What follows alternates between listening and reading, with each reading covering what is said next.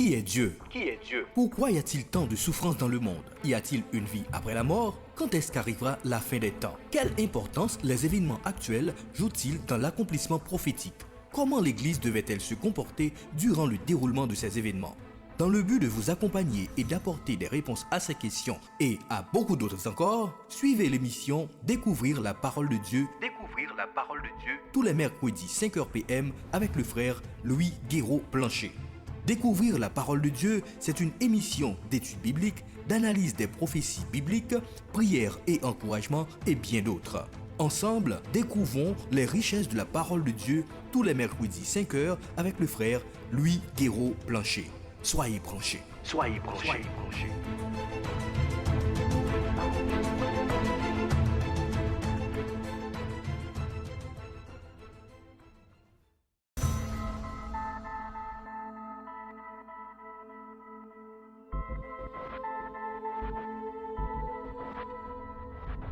Bonjour, bonsoir chers auditeurs et auditrices, dépendamment de l'heure à laquelle vous allez écouter cette émission spéciale. Que la paix et la grâce de Dieu soient avec vous. Nous sommes ce mercredi 15 octobre 2025 à notre deuxième épisode depuis notre retour de votre émission préférée, Découvrir la parole de Dieu. Je vous salue dans le précieux nom de notre Seigneur et Sauveur Jésus-Christ, spécialement les grands fans de cette émission, particulièrement ceux et celles qui ont envoyé des mots de salutation, d'encouragement pour le retour de l'émission. Que la paix et la grâce de Dieu vous soient multipliées. N'oubliez pas que nous émettons en attendant depuis notre page Facebook. Donc si vous voulez nous suivre régulièrement, cherchez la page Facebook de l'émission avec le logo bleu et blanc, Découvrir la parole de Dieu. Et quand vous recevez le DPD, cliquez sur la cloche de notification si vous ne l'avez pas encore fait. Et partagez en masse l'émission avec des amis et des proches afin de nous aider à propager la parole de Dieu. Aujourd'hui, nous allons continuer avec le sujet concernant Israël et le Proche-Orient. Mercredi dernier, comme vous le savez déjà, nous avons initié le sujet et expliqué premièrement pourquoi il faut suivre de près ce qui se passe concernant Israël. Car Israël, comme je le dis souvent, est l'horloge prophétique de Dieu. Les actualités concernant Israël risquent de faire bouger la ligne prophétique et nous avons intérêt à toujours suivre ces actualités pour comprendre ce qui se fait de manière prophétique. Donc il convient de les comprendre et de bien les décortiquer avec la Bible en main, afin de savoir où nous en sommes dans le plan prophétique de Dieu. Or, depuis cette année, l'année 2025, plusieurs événements majeurs concernant Israël se sont produits sous nos yeux avec des implications prophétiques importantes. Mercredi dernier, on a commencé à analyser certains de ces événements, particulièrement les attaques de l'Iran contre Israël le 13 juin de l'année 2025, qui est extraordinaire. Et dans une autre émission, nous allons décortiquer cette attaque et regarder les implications prophétiques. Ce qui nous a amené à étudier l'origine du peuple iranien. On a découvert ensemble dans la Bible que dans la table des nations, dans Genèse chapitre 10, et nous fait remonter à ce peuple depuis les descendants de Madaï et de Élam, qui ont respectivement donné naissance à deux grandes nations, les Mèdes et les Perses. On a découvert également que ces deux nations ont une histoire bien riche dans la Bible. D'abord, leur première rencontre avec le peuple de Dieu remonte à Genèse chapitre 14, lorsque, sous la conduite du roi Kédor Laomer, à la tête de 4 armées, ce peuple a fait prisonnier plusieurs membres du clan d'Abraham dans son neveu Lot. Et Abraham a dû les affronter pour libérer ses proches. Il est sorti miraculeusement victorieux de cette bataille parce que, comme je l'avais expliqué, Abraham n'était pas vraiment un guerrier, il n'avait pas d'armée professionnelle, mais il avait quand même avec lui l'Éternel des armées. Puis, la Bible nous a prédit que les Madaï et les Élamites allaient devenir une grande et puissante nation et qu'ils allaient être utilisés dans un premier temps pour punir Babylone qui avait détruit la nation d'Israël et son temple dans Ésaïe le chapitre 13, si vous vous rappelez bien, et dans un second temps pour libérer le peuple de Dieu et le permettre de reconstruire les murs de Jérusalem et du temple que Babylone avait détruit. Là, nous sommes dans Ésaïe le chapitre 45. On avait vu que l'un des des faits spectaculaires de ces prophéties est que l'Éternel Dieu avait nommément cité le nom du roi de Perse qui allait être utilisé pour faire ce travail 150 ans auparavant. Dans Isaïe chapitre 45, verset 1er, le texte dit « Ainsi parle l'Éternel à son roi, à Cyrus, qu'il tient par la main pour terrasser les nations devant lui et pour relâcher la ceinture des rois, pour lui offrir les portes afin qu'elle ne... pour lui ouvrir plutôt les portes afin qu'elles ne soient plus fermées. » Isaïe 45, le verset 1er. Et en effet, en 539, on avait expliqué l'armée de Cyrus pénétra de manière spectaculaire à Babylone pendant que Belchazzar, petit-fils de Nebuchadnezzar, était en train de célébrer et blasphémer le nom de Dieu. Il prit la ville en parlant de Belchazzar et tua le roi babylonien et accomplissant ainsi la prophétie de Dieu. On a vu également la semaine dernière comment la Bible, par le truchement de Daniel, avait prédit comment la Perse allait devenir une grande nation. Dans Daniel le chapitre 8, en terrassant 4 rois rivales, à savoir les Mèdes. Bon, c'est vrai que c'était des alliés, c'était pas vraiment terrassé, mais c'est dans le sens les englober afin que les Mèdes soient devenus insignifiants. Et également là, il dit la Babylone que nous avons déjà citée et l'Égypte. Puis ce fut le tour de la Perse de se faire supplanter dans Daniel chapitre 8, la grande puissance par les Grecs, bien avant prédit par Daniel dans Daniel chapitre 8, le verset 5. Le passage précise, m'après l'île pour nous encore. Comme je regardais attentivement, voici un bouc venait de l'Occident et parcourait toute la terre et à sa surface et sans la toucher. Ce bouc avait une grande corne entre les yeux. Il arriva jusqu'au bélier qui avait des cornes et que j'avais vu se tenant devant le fleuve. Et il courut sur lui dans toute sa fureur. Et je le vis qui s'approchait du bélier et s'irritait contre lui. Il frappa le bélier et le brisa les 2 cornes, sans que le bélier eût la force de lui résister. Il le jeta par terre et le foula, et il n'y eut personne pour le délivrer.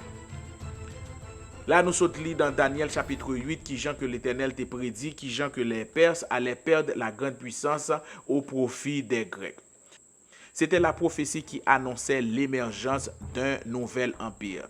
La Grèce menée par Alexandre le Grand, l'empire qui était destiné par la souveraineté de Dieu pour vaincre la Perse avec une rapidité surnaturelle et la remplacer. Daniel ignorait à l'époque encore l'identité exacte de ce bouc, comme l'histoire nous a permis d'identifier Alexandre le Grand. Mais il comprit quand même clairement que la Perse, le plus vaste et glorieux empire de son époque que le monde n'eût jamais connu, allait inévitablement tomber un jour, et c'était un jour déjà arrêté par l'Éternel. Qui est comme l'Éternel, comme nous le disons souvent? Personne.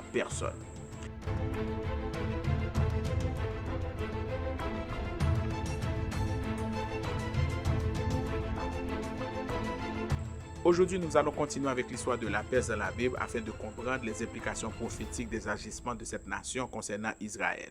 Nous parlons des implications contemporaines et de cette nation par rapport à Israël. Mais juste avant, faisons une courte prière avant de remettre l'émission entre les mains du Très-Haut. Prions ensemble.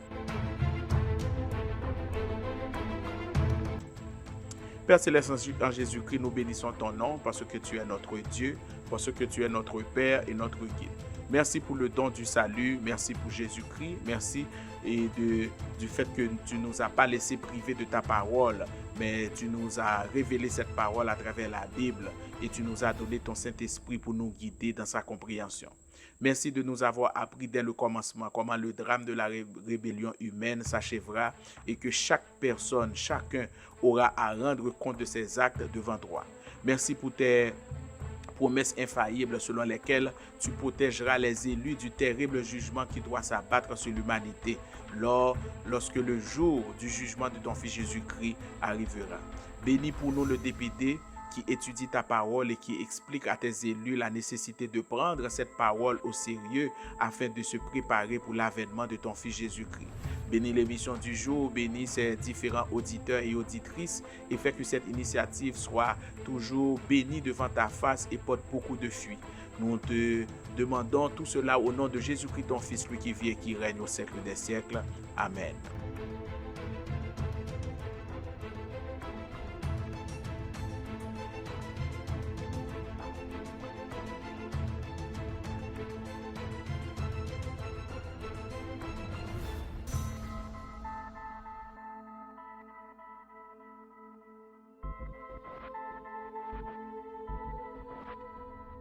Nous retournons et pour nous continuer avec analyse nos implications eschatologiques de nations ça qui les Perses, qui c'est l'ancien Iran que nous avons découvert à travers la Bible là. Cette fois-ci nous prenons nous dans un récit concernant un jeune Israélite qui marquait l'histoire de la Bible, à savoir Esther. On nous dit très rapidement qu'à l'époque de livre Esther là, la Perse pas un simple royaume. Il était encore invincible et au centre du monde. C'était la grande puissance de l'époque. Un empire qui était étendu de l'Inde à l'Éthiopie et qui était couvert un territoire colossal de plus de 7,5 km². Splendeur de la Perse était vraiment à son apogée. La Perse t'a flairé. Au cœur de puissance ça, tu gagné la cité de Suse, qui c'était la capitale majestueuse et siège du roi Assyrus, qui se dressait là où se trouvait aujourd'hui le sud-ouest de l'Iran. Et c'est précisément dans la ville ça que va dérouler un miracle de plus inattendu de toute l'histoire biblique. La conquête du puissant empire perse par une seule femme, Esther. Qui ça t'est passé? Nous connaissons l'histoire bien. L'histoire commençait par un déchaînement d'arrogance et d'excès. Roi Assyrus qui ivre pendant que la fête, en fait que l'était organisé, dit en fait somptueux, un banquet somptueux que l'était organisé pendant plus de 6 mois, la Bible dit. 6 mois la fêté. Et les vins fait suivre à fête ça, une fête ultime de 7 jours, côté il était convié toute la population de Suse vient dans fête là. Dans un geste d'orgueil, la Bible dit Roi et Assyrus et ordonné à son épouse qui était à l'époque la reine Vasti pour venir exhiber devant ses convives, ça veut dire devant ses invités. Très probablement, il était invité Vasti premièrement pour le montrer à convive qui gens que Vasti belle, mais plus encore très probablement pour le demander à Vasti pour Vasti venir danser pour convive parce que c'était la coutume. Mais ils ont fait impensable, impardonnable pour arriver, Vasti refusé. Alors se sentant humilié devant son empire et devant ses convives, roi Assyrus bannit immédiatement Vasti du royaume. Vasti perdit couronne. Conseiller lui proposé à roi alors une solution radicale.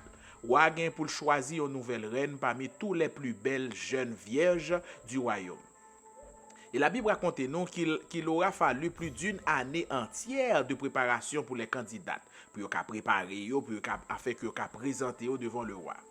Parmi les jeunes filles, yo amené au palais, parmi ces jeunes filles qui ont été pour mener au palais, se trouvait une jeune qui s'appelait Hadassa. Personne pas vraiment connaît jeune fille ça avant. C'était une orpheline qui était née, qui était faite parmi le peuple juif, qui était déporté, qui était habité avec les Perses. Il était élevé en secret par son cousin qui était relé Mardoché, nous dit la Bible.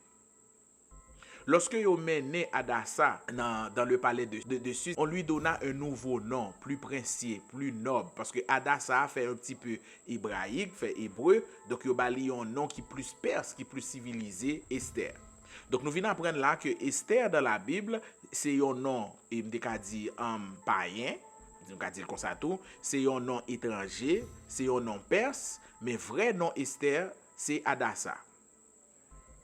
Roi qui t'a ignoré que Hadassa Esther c'était juif, automatiquement Esther devine séduit par sa beauté exceptionnelle. Automatiquement tout le poser la couronne sur la tête d'Esther et fait d'Esther la reine de Perse. C'est une union prophétique entre la nation perse et le peuple de Dieu qui venait de se produire sans que le roi de Perse ne s'est rendu compte. Sans que le patrimoine bagalité connaisse. Ça, moi, dans le livre Esther, c'est que le livre Esther pas prononcé le nom de Dieu à une seule fois. Mais pourtant, on joue la providence de Dieu comme fil conducteur de tout récit ça. Parce que c'était Dieu qui était à l'œuvre. Il fallait amener cette union entre le peuple élu de Dieu et la nation perse. Et à travers qui ça, bon Dieu t'a choisi de faire ça? C'est à travers Esther. Pourtant, pendant qu'Esther a installé sur le trône, t'es une menace redoutable qui t'a grandi dans l'ombre du palais. Non menace c'était Aman. Ce dernier était un descendant des Amalécites. Et nous connaissons les Amalécites, ce sont des anciens ennemis jurés d'Israël. Aman était promu au rang le plus élevé du royaume juste après le roi. Donc, depuis le roi, c'est le après. Ouais, c'est le après comme autorité dans le royaume. Alors, gonflé d'orgueil, Aman t'a exigé à tout le monde qui l'a passé en côté pour incliner devant. Ça veut dire pour bal révérence, pour en anglais on dit bow down, pour pencher au devant pour saluer. Mais te gen yon nan moun, un garçon nan royaume nan qui te refusé catégoriquement pour lui adorer, pour lui prosterner devant Aman. C'était qui? C'était Mardochée, le cousin d'Esther. Bien entendu, nous devons comprendre pour qui ça, c'est parce que étant juif, Mardochée connaît que le pas gagné pour l'incliner devant autre monde, autre personnage que le Dieu trinitaire, le Dieu d'Abraham. Aveuglé par orgueil, la haine, Aman vient décider pour le faire une vengeance implacable. Non pas seulement contre Mardochée, mais contre tout le peuple juif dont Mardochée était issu. Alors, il échafaudait un projet monstrueux, un génocide ignoble, éliminer tout le peuple juif. Et derrière dessein funeste ça, nous devons comprendre que se trouvait la main de Satan qui de tout temps essayait d'éradiquer, d'effacer ce peuple de la terre, à savoir le peuple Israël. Donc Satan allait inspiré avec Aman, projet funeste ça, à savoir monter un complot ou dire un complot pour éliminer le peuple Israël. Alors Aman manipulait le roi pour le faire croire que il y a un peuple étranger qui dispersé, qui habitait dans l'empire, qui refusait obéir aux lois impériales. Ça veut dire qui allait au contraire de ça roi décider, et c'est un péril peuple ça qui a monté peuple toute nation et fait roi perdre du pouvoir.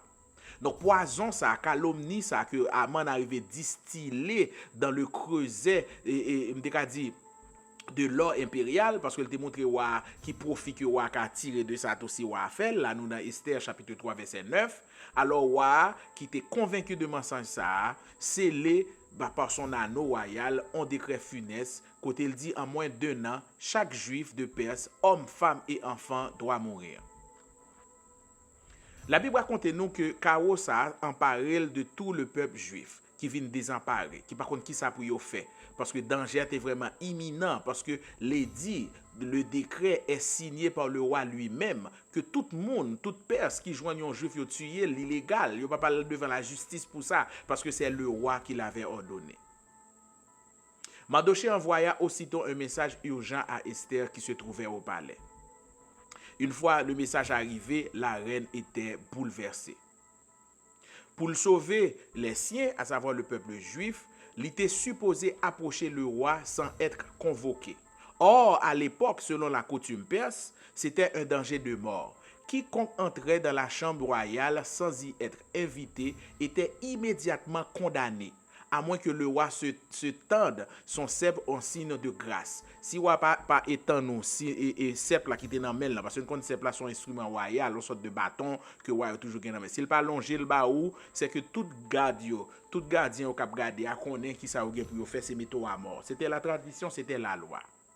Finalement, Esther prend sa décision, prend son courage en main.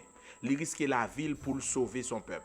Alors qu'il ça le fait, il présente devant le roi Assyrus sans avoir été invité. Et j'aime dire déjà, quand bien même que le nom de Dieu n'est pas récité péremptoirement dans ce récit, mais le nom de l'Éternel Dieu était à l'œuvre. Il était à l'œuvre et il fit que Esther trouva grâce aux yeux du roi et le roi t'est étonné, j'aime ça dire le sceptre, dans le sens des besoins, tendait les cas entrer, les cas bal audience. Mais Esther pas précipité le texte là dit. Et son récit que me mais les m'a pli récit à me prendre plaisir là-dedans, moi savourer. Esther pas précipité. Il agit avec une patience, une stratégie implacable. D'abord, il invite le roi et Aman à un festin, ensuite un second banquet. Et c'est là qu'elle frappa, à ce deuxième repas, qu'elle fait éclater la vérité comme un coup de tonnerre, comme un coup de massue. Dans versets 4 et à 6, la Bible précisait dans le livre d'Esther, m'appelez pour nous, quand nous sommes rendus, moi, mon peuple pour être détruit, égorgé, anéanti. Encore ici, nous étions vendus pour devenir esclaves et servantes. Je me tairai, mais l'ennemi ne saura compenser le dommage fait au roi. Le roi Assyrus prit la parole et dit à la reine Esther, qui est-il et où est-il celui qui propose d'agir ainsi? Esther répondit, l'oppresseur, l'ennemi, c'est Aman, ce méchant-là. Aman fut saisi de terreur en présence du roi et de la reine. Donc nous sommes là qui gens que Esther possédait. Il pas courir al porter et message pour peut-être roi te analyser pour connaître ces tripotailles non. Il utiliser une stratégie, une patience. Côté premièrement l'inviter roi à manger, un deuxième repas et c'est dans deuxième repas les roi ou el triste et puis roi mandil pour qui ça le triste et puis il dit roi pour qui ça le triste. Les roi mandil qui est-ce qui monte de tel complot contre toi parce que il vient avouer à roi que c'est peuple il même tout le juif donc il va le périr tout et roi remel. Et puis il dit c'est Aman. Jean nous connaît déjà le peuple juif fut sauvé et Aman fut pendu à la même potence qu'il avait dressée pour Mardoché. Donc moi te résumé ça pour nous connaissons histoire puis bien passé pour nous ouais la providence de Dieu dans récit ça qui Jean que bon Dieu t'a encore une fois protégé la nation juive sous la coupe de la Perse. Après miracle d'Esther à Suse, la paix semble avoir été disparue des Saintes Écritures. C'est qu'un coup ou presque j'en ai effacé, ou pas attendez encore. Alors plusieurs siècles a passé. Les empires se succèdent, y a déroulé devant nos yeux, et Rome s'installe au centre du monde comme puissance de l'époque. Mais silence perce là, les pas un signe d'oubli. Car plus tard, au moment où le monde retient son souffle en attendant le Messie, l'ancienne Perse fait une réapparition spectaculaire dans le récit biblique. Et nous commençons par joindre ça dans l'évangile de Matthieu qui raconte nous un passage que des fois nous oublions, nous lisons de millions de fois, mais nous pas vraiment saisi, nous avons dit rarement toute profondeur passage ça. Nous jouons dans passage ça des mages d'Orient qui arrivèrent de Jérusalem et qui disent, là nous dans Matthieu, Matthieu 2, verset 1 et 2.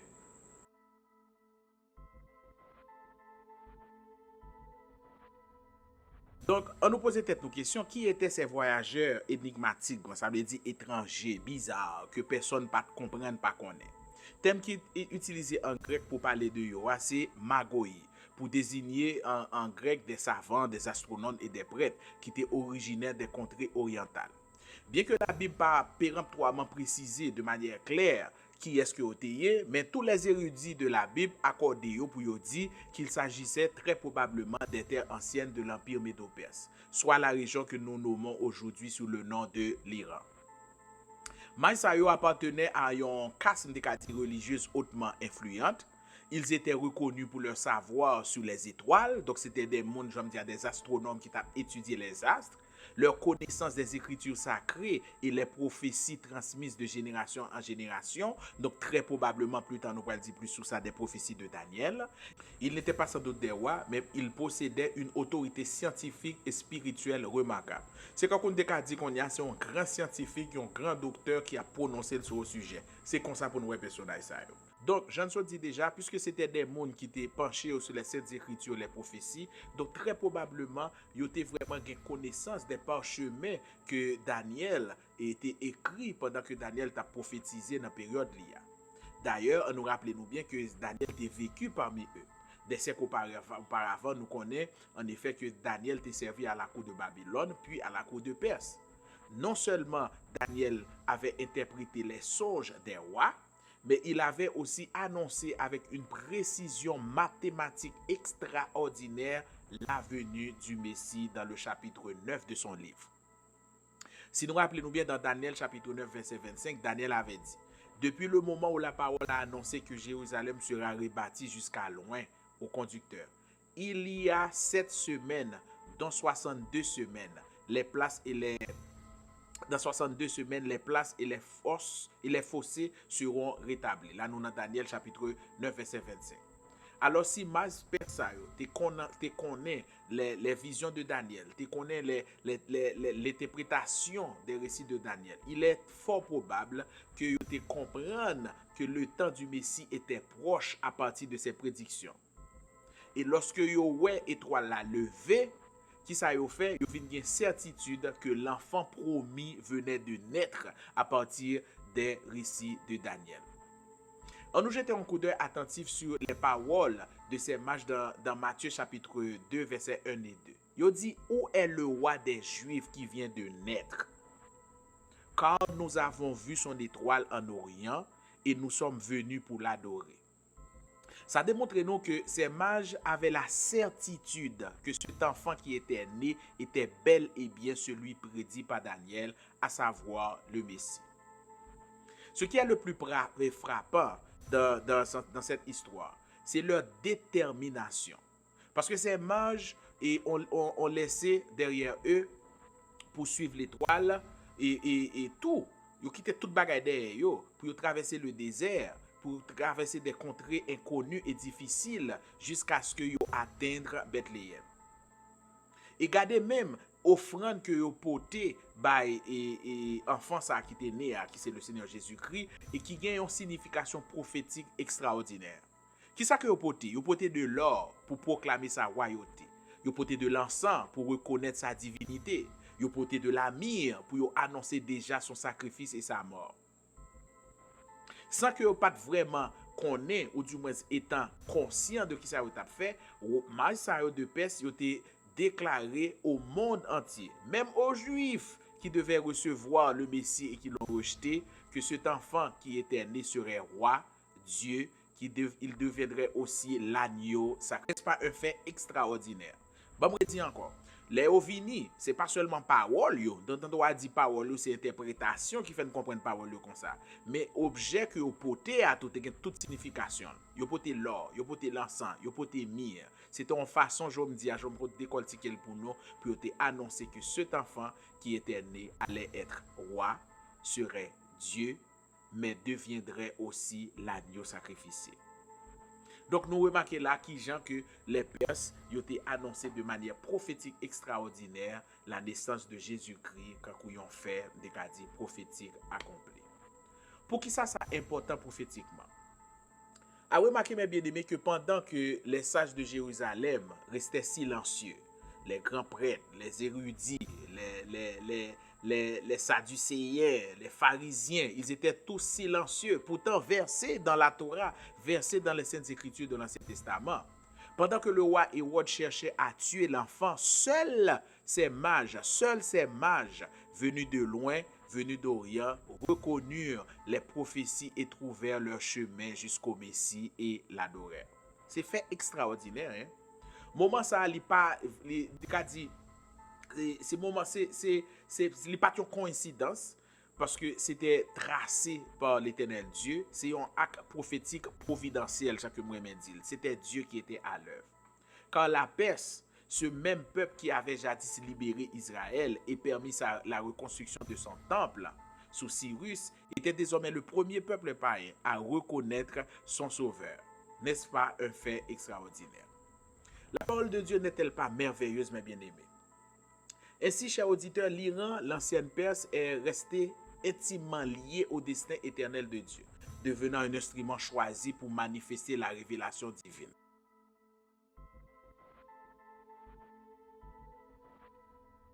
Mais l'histoire de la Perse dans la Bible ne s'arrête pas à Bethléem.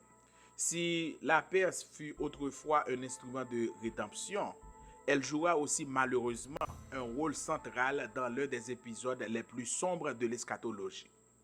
L'Éternel Dieu n'a pas seulement révélé la naissance de la Perse devenue l'Iran et qui fut jadis une grande puissance, il a aussi annoncé dans la Bible la fin de ce dernier par la voix du prophète Ézéchiel, dans l'une des visions eschatologiques les plus redoutées de l'Ancien Testament, à savoir la guerre de Gog et de Magog.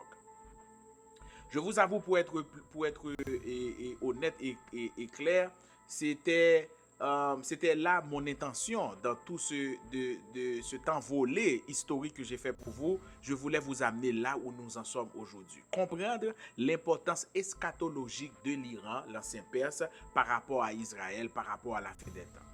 Car la bataille de Gog et de Magog, mes bien-aimés, est une bataille qui doit attirer notre attention de manière attentive à cause de l'accomplissement prophétique qu'il y a derrière cette bataille.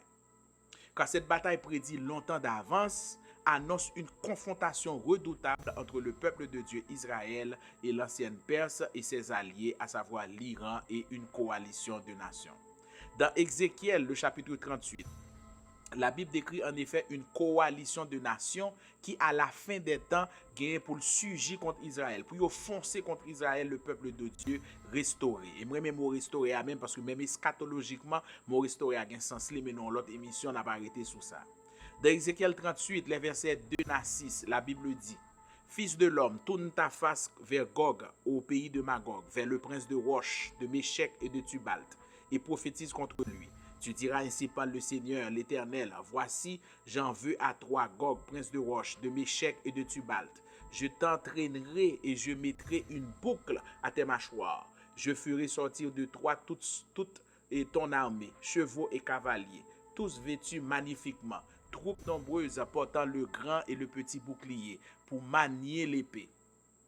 Et avec eux, ceux de Perse, dans verset 5 là, et avec eux, ceux de Perse, d'Éthiopie et de Pusht, tous portant le bouclier et le casque, Gomer et toutes ses troupes, la maison de Togama et à l'extérieur du septentrion et toutes ses troupes, peuples nombreux qui sont avec toi. La Perse, qui c'est actuel l'Iran, est l'un des premiers noms expressément cités dans le texte Jean Sotwell là. Nous pas même besoin à le chercher pour nous comprendre de qui est-ce la parler. Et n'a parlé là de un récit qui écrit des milliers d'années auparavant.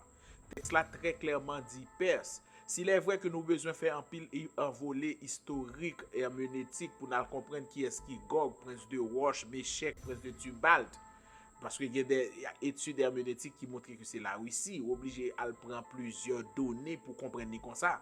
Mais arrivé dans verset 5 là, le texte là dit péremptoirement avec ceux de Perse. Donc identifier Perse même comme une nation qui a allié avec toute l'autre nation contre Israël. Mais qui sont ces autres alliés? Gog, prince de Magog, identifié par de nombreux spécialistes et commentateurs de la Bible comme étant un dirigeant issu des régions septentrionales. Fréquemment, ils associent à la Russie avec plusieurs analyses qu'ils ont fait ou à une alliance eurasiatique. Je vais préciser ça. Parce que actuellement, là, nous voyons que la Russie a vraiment penché vers la Chine, vers l'Inde, etc. Donc, c'est très probablement une alliance eurasiatique, je vais me dire là. Bon, pourquoi pas les BRICS, on ne sait jamais. On y reviendra après dans une autre émission. Il parle tout de Kouch, qui c'est l'ancienne Nubie, probablement les régions situées aujourd'hui au Soudan. Il parle de Pout, associé à l'Afrique du Nord, probablement la Libye. De Gomer et de Togama, régions situées aux abords de la Turquie et du Caucase. Nous connaissons bien qui la Turquie actuellement là, un petit peu à balloter entre les alliés occidentaux et la Russie. Il y aurait les Erdogan par exemple, il y a la loser qui pas jamais vraiment positionné entre soit son allié sûr de l'Occident parce qu'il fait partie de l'OTAN et un allié de la Russie. Donc dans le texte là, il identifie très clairement comme faisant partie de cette coalition. Ensemble, toute nation ça yo gen pour former une coalition internationale et selon Ézéchiel, yo gen pour déferler contre une tempête contre Israël. Nous lisons verset 9 là, m'appli pour nous encore. Tu monteras, tu t'avanceras comme une tempête, tu seras comme une nuée qui va couvrir le pays, toi et toutes tes troupes et les nombreux peuples avec toi. Pourtant, malheureusement pour eux, texte là précise tout au verset 23 que y a échoué, que l'attaque ça n'a pas marché grâce à l'intervention directe de Dieu dont jugement gain pour implacablement frapper nation ça par des séismes, des flammes dévorantes, des confusions dans les rangs ennemis. Dans milieu chaos ça, bon Dieu gain pour manifester glorieusement sa gloire. On nous dit que bataille ça que n'a appelé dans Ézéchiel 38 là, il y a des gens qui pensent que c'est une bataille qui gain pour le fait avant la période eschatologique, la semaine eschatologique. Mais nous-mêmes qui sommes des prémillénaristes dispensationalistes, nous comprenons que bataille ça a un rapport avec même bataille qui prédit dans Apocalypse chapitre 16, verset 16, là, qui c'est la bataille d'Armageddon. Donc, son bataille eschatologique. Pour qui ça est important, c'est parce que bataille ça, c'est vrai que l'eschatologique est pour le faire à la fin des temps, mais il prédit tension qui est pour exister entre la Perse qu'on a étudié là et ses alliés et Israël. Ainsi, la paix passera de nation libératrice, Jean Sotwell là, à nation jugée. Non pas parce que Dieu oublié ou bon Dieu choisit faire ça, mais parce que nation ça a gagné pour le dresser avec ses autres alliés, encore une fois, contre la volonté de Dieu, contre le peuple de Dieu. Et pourquoi selon vous? Pour qui ça? Nous finissons ouais que l'Iran dès sa naissance, c'était toujours après premier attaque qui était fait contre Abraham, nan, nous joignent que il était toujours bon à travers le peuple juif et pourtant il pas arriver dans grosse bataille ça il pas contre le peuple juif. Nous pour nous faire l'autre émission spéciale qui a plus ou moins à raconter des récits contemporains pour nous analyser ce changement, pour nous analyser la main du malin derrière cette nation contemporaine et qui fait que va arriver côté arriver. D'ailleurs, c'est toute importante série d'études ça que m'a fait pour nous. Mais disons en attendant que la Perse, contrairement à bien des nations présentées dans la Bible, traverser un fil et très précis, sacré dans la Bible depuis apparition dans Genèse jusqu'à rôle pour sauver Israël et jusqu'à ce pour arriver dans conflit ultime ça que nous sommes cités là. Mais qui ça vraiment ça la Bible révèle nous sur destin final la Perse. Est-ce que la Perse est vouée à une destruction définitive? Et est-ce que quelqu'un pour le connaître dit une seconde chance pour gagner une chance encore devant mon Dieu? Donc réponse là cachée de manière subtile. C'est sous pas vraiment un monde qui compte décortiquer texte ou pas pour elle. Et c'est ça moi pour aller ensemble avec nous là. Nous retournons. On nous dit que après description de jugement Gog et de Magog là que nous jouons dans Ézéchiel 38 et 39, la Bible dépeint pour nous une destruction totale. Côté il dit l'armée coalisée contre Israël, li consumée par le feu céleste. Li même annoncé pour dire que les cadavres et s'amoncellent, ça veut dire au monter une sous l'autre, et l'immense quantité d'armes alimentera des feux pendant 7 ans. Ça veut dire tellement dans bataille ça gagne des armes qui a détruit, donc on est majorité des armes ça fait avec des métaux etc. que y a servi pour faire du feu pendant qu'il a allumé pendant 7 ans. Laissez nos imaginations non seulement imaginer ça. Donc la Perse mentionnée comme faisant partie de cette coalition ne saura échapper à ce châtiment. Pourtant, il y a un élément surprenant de l'Ancien Testament et qui me dit vraiment montrer nous l'autre issue, pas l'autre issue, l'autre avenir peuple et Perse là. Des siècles auparavant, nous joignons dans la prophétie de Jérémie une prophétie spécifique sur Élam qui c'est ancienne Perse donc qui concernait l'Iran.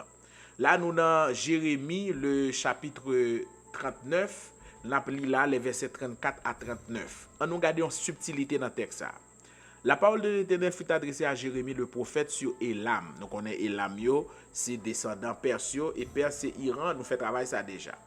Et la prophétie sur Élam au commencement du règne de Sédécias, roi de Juda, en ces mots, ainsi par l'Éternel des armées, voici je vais briser l'arc d'Élam, sa principale force. Je ferai venir sur Élam 4 vents des 4 extrémités du ciel. Je les disperserai sur tous ces vents. Et il n'y aura pas une nation. On arrive des fugitifs d'Élam. Je ferai trembler les habitants d'Élam devant leurs ennemis et devant ceux qui en veulent à leur vie.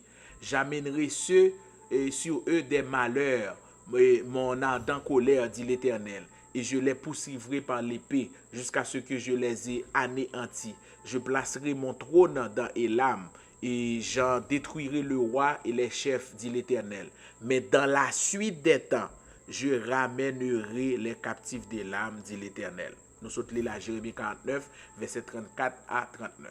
Prophétie ça li dit une double signification et de côté nous un jugement sévère qui d'abord annoncé contre Élam, donc la Perse, donc l'Iran, qui vient poursuivi d'une promesse inattendue, à savoir la restauration d'Élam dans les derniers jours. Quand pile question qui posait sur ça pour situer texte ça avant ou après la bataille d'Armageddon, à savoir la bataille de Gog et Magog, grand pile analyse qu'a fait, il y a des gens qui placent l'avant, il y a des gens qui placent l'après, mais c'est pas sous ça mi jodi a, donc désolé que me pas prend position sur ça. Parole ça a changé récit. Si Iran gain pour dresser le ennemi d'Israël à la fin des temps, le texte là et par conséquent pour subir la colère de Dieu. Nous sommes là que l'histoire pas arrêtée aux ruines, ça veut dire l'histoire pas arrêtée à la destruction.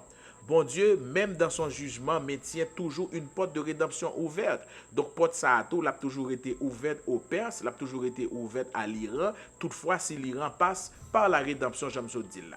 Donc, ce qui fait que l'Iran moderne, souvent perçu comme agressif et provocateur, a toujours gagné en place dans le monde restauré, selon Jérémie 49. L'histoire biblique de la paix symbolisée, dit, celle de l'humanité. Parce que là, on a regardé l'histoire de l'humanité, nous avons un récit côté l'humanité tombée, l'humanité jugée et finalement l'humanité révélée par la grâce de Dieu. Jésus-Christ même est cette révélation, dit, de cette grâce. Donc le destin final de l'Iran est à la fois un avertissement sévère pour les nations qui défient Dieu et qui défient son peuple, qui défient Dieu et son peuple, et une promesse pour ceux qui se répandent, et pour repentir, ou toujours joindre les bras de Dieu grands ouverts pour lui pardonner. Car il est dit qu'à la fin des temps, les peuples monteront à Jérusalem pour adorer le roi des rois, l'Éternel des armées. Il est possible, très probable que parmi ces nations rachetées, donc à joindre les Élam, l'Iran, gens que texte l'a dit dans Jérémie chapitre 49, qui pourra transformer d'ennemis en témoins de la gloire restaurée. Car au cœur de Dieu se trouve l'opportunité de revenir toujours et de manière présente dans les bras de Dieu. Et pour vraiment vouloir le bon Dieu à pardonner. C'est ça fait dans le texte là. Dans le Nouveau Testament, il est dit, il est toujours fidèle pour nous pardonner et pour nous purifier de tous nos péchés.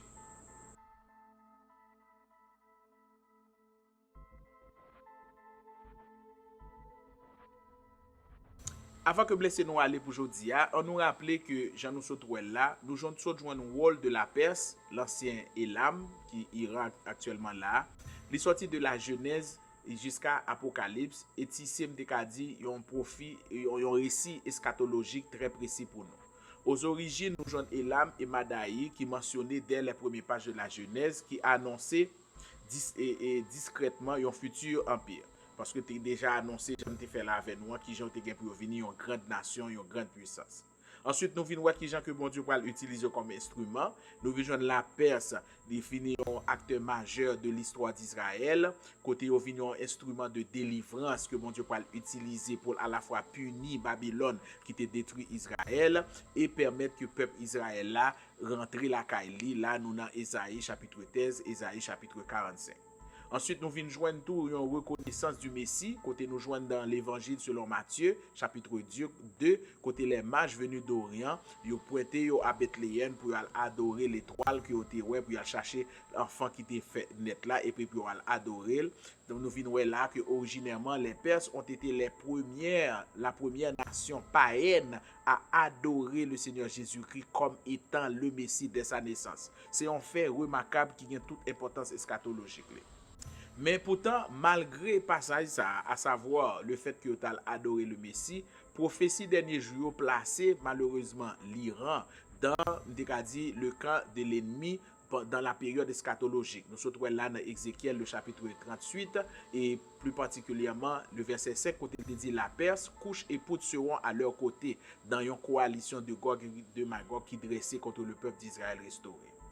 Et Jean nous saute déjà, alliance ça, il gagne pour le vouer à l'échec, parce que bon Dieu gagne pour détruire cette coalition par le feu céleste. Toutefois, il y a une ancienne prophétie de Jérémie, Jean nous saute là, dans Jérémie 49, verset 34 à 39, l'hypothèse un paradoxe. De côté, il montre qu'il a jugé, de côté, bon Dieu montre pour le restaurer.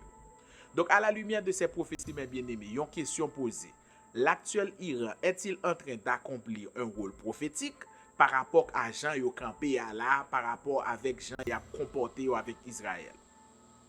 Nous vraiment vivons dans une époque où côté les anciennes prophéties semblaient de plus vivantes que jamais devant Dieu nous. Côté nous ouais qui ça que la Bible a annoncé, Jean que moi dit a développé devant Dieu nous quand nous un film Hollywood et des fois silencieusement sans qu'on ne pas rendre compte. Donc l'histoire de l'Ancien Testament focalisée sur l'Israël. Et l'histoire des prophéties eschatologiques tout refocalisé sur Israël. Parce que Jean dit, Israël c'est le centre de la prophétie, c'est l'horloge de Dieu. Donc c'est garder Israël pour connaître qui ça a passé. Et qui ça que nous remarquons devant nous là? Nous voyons que Israël retournait sur le théâtre des événements encore. Allons soyons très attentifs de tout ce qui se passe concernant Israël. Parce que si nous comprenons bien la prophétie, nous comprenons que chaque ce qui a passé avec Israël, c'est un accomplissement prophétique qui est déjà prédit et qui annonce nous que nous proches de la fin des temps. Et j'aimerais me dire, quelle est l'ultime prophétie qu'attend l'Église de manière eschatologique? C'est son enlèvement. Donc, comprendre qui ça a passé Israël, comprendre qui gens que prophétie ça yo gen rapport avec des signes de la fin des temps, c'est annoncer tout que l'enlèvement de l'église est proche. N'a pas campé là pour aujourd'hui, donc n'a pas rendez-vous pour mercredi prochain si Dieu veut, et en attendant moi dis nous ciao et que le Seigneur vous bénisse tous. À la prochaine.